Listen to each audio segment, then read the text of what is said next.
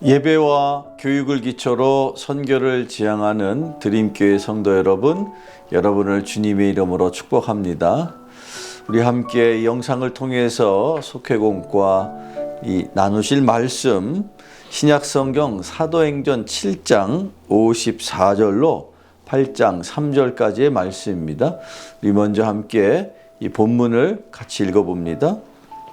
그들이 이 말을 듣고 마음에 찔려 그를 향하여 이를 갈거늘 스데반이 성령 충만하여 하늘을 우러러 주목하여 하나님의 영광과 및 예수께서 하나님 우편에 서신 것을 보고 말하되 보라 하늘이 열리고 인자가 하나님 우편에 서신 것을 보노라 한데 그들이 큰 소리를 지르며 귀를 막고 일제히 그에게 달려들어 성 밖으로 내치고 돌로 칠세 증인들이 옷을 벗어 사울이라 하는 청년의 발 앞에 두니라. 그들이 돌로 스데반을 치니 스데반이 부르짖어 이르되 주 예수여 내 영혼을 받으시옵소서 하고 무릎을 꿇고 크게 불러 이르되 주여 이 죄를 그들에게 돌리지 마옵소서. 이 말을 하고 자니라. 사울은 그가 죽임 당함을 마땅히 여기더라. 그날에 예루살렘에 있는 교회에 큰 박해가 있어 사도 외에는 다 유대와 사마리아 모든 땅으로 흩어지니라. 경건한 사람들이 스데반을 장사하고 위하여 크게 울더라. 사울이 교회를 잔멸할세 각 집에 들어가 남녀를 끌어다가 옥에 넘기니라. 아멘. 오늘 주시는 이 말씀을 중심으로 스데반의 순교라는 제목으로 함께 이 속회공과 말씀을 나눕니다.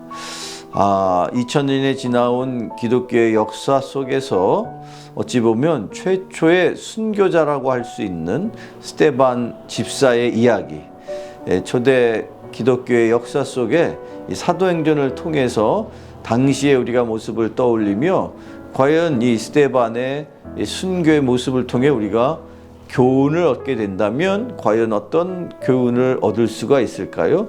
그 첫째는 예수님을 바라보는 믿음 생활을 해야 한다는 사실입니다.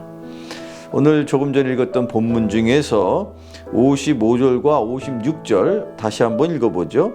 스데반이 성령 충만하여 하늘을 우러러 주목하여 하나님의 영광과 및 예수께서 하나님 우편에 서신 것을 보고 말하되 보라 하늘이 열리고 인자가 하나님 우편에 서신 것을 보노라 하매. 아멘. 스데반이 성령 충만한 사람이었던 것을 성경은 아주 정확하게 우리에게 전하고 있습니다. 스데반이 성령 충만하여서 그 영적인 눈이 띄어짐으로 이 하늘나라 하나님과 그 우편에 앉아 계시는 예수님을 볼 수 있었던 겁니다. 그것을 이 성경이 전하고 있는데 바로 이처럼 그 놀라운 순교의 역사를 감당했던 스데반은 이처럼 성령 충만하여서 예수님을 늘 바라보는 그런 믿음의 삶을 살고 있었던 것입니다. 이것이 바로 우리가 첫 번째 얻게 되는 교훈이죠.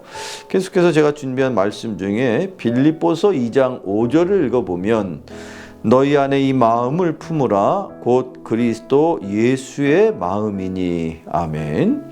예수님의 마음을 품는다는 것, 저는 예수님의 마음을 품는 것으로부터 우리가 예수님을 닮아가는 신앙생활의 본을 우리가 보일 수 있을 것이다 라는 생각을 하게 되었습니다.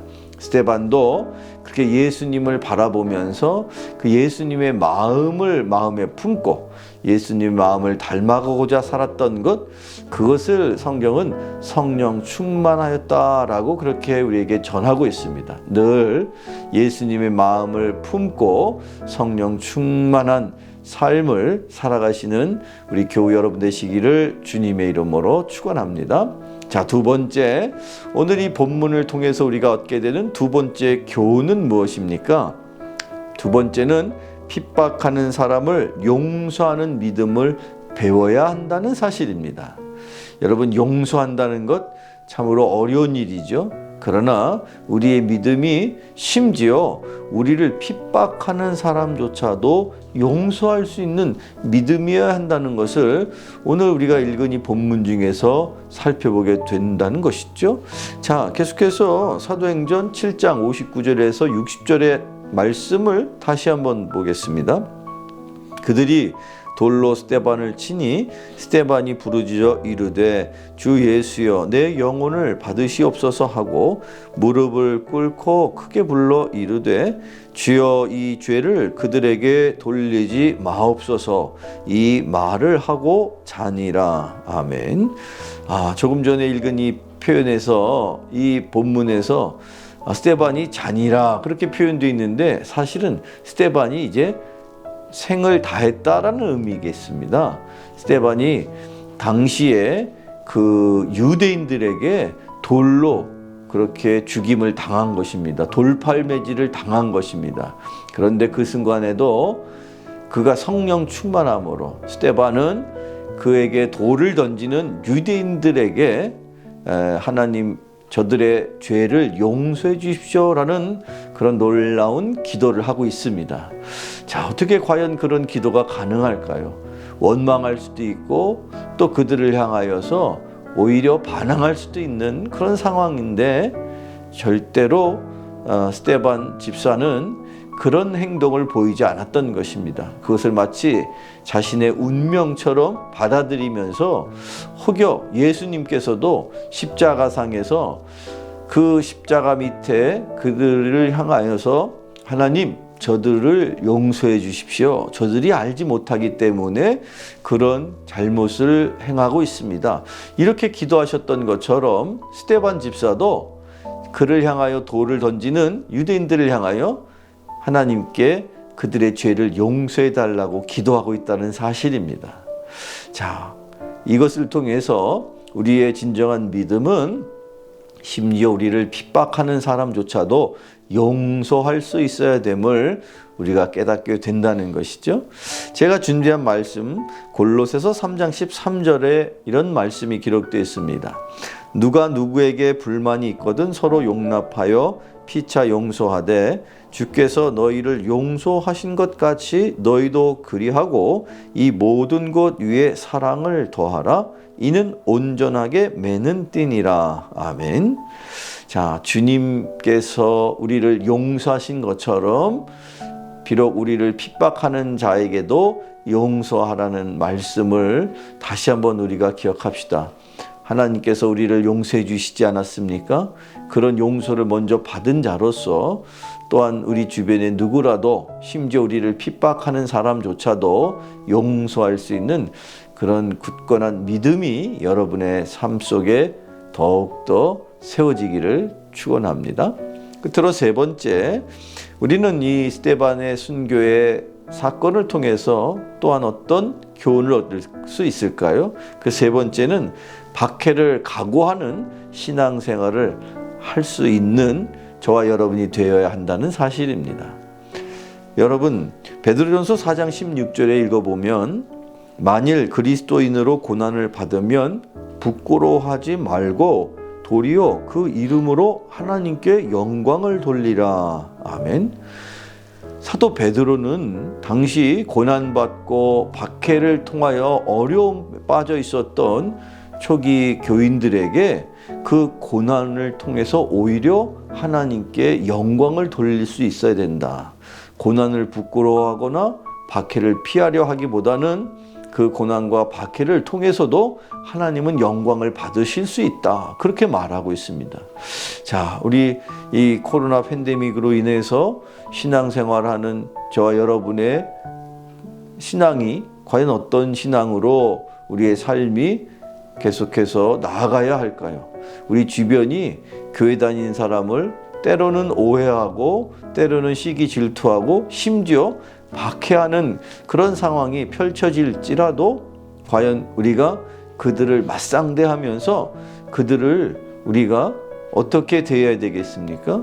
그들을 우리가 마음으로 품고 그들조차도 하나님의 사랑으로 우리가 품고 갈 수 있다면 그것이 바로 우리가 행해야 할 분명한 사실이 아니겠습니까? 바로 스데반 집사의 이야기를 통해서 우리가 얻게 되는 교훈인 것이죠. 우리를 박해하는 사람조차도 그들로 인하여 하나님의 사랑을 전하고 그것을 통해 하나님에게 영광을 돌리기를 원하시는 것, 그것이 진정한 하나님의 뜻인 것을 다시 한번 기억하시기를 바랍니다. 오늘 제가 준비한 마지막 말씀 한 절 더 읽어볼까요? 마태복음 5장 44절에 예수님께서 이렇게 말씀하십니다. 나는 너희에게 이르노니 너희 원수를 사랑하며 너희를 박해하는 자를 위하여 기도하라. 아멘. 예수님은 심지어 박해하는 자를 위해서 기도하라고까지 말씀하고 계십니다.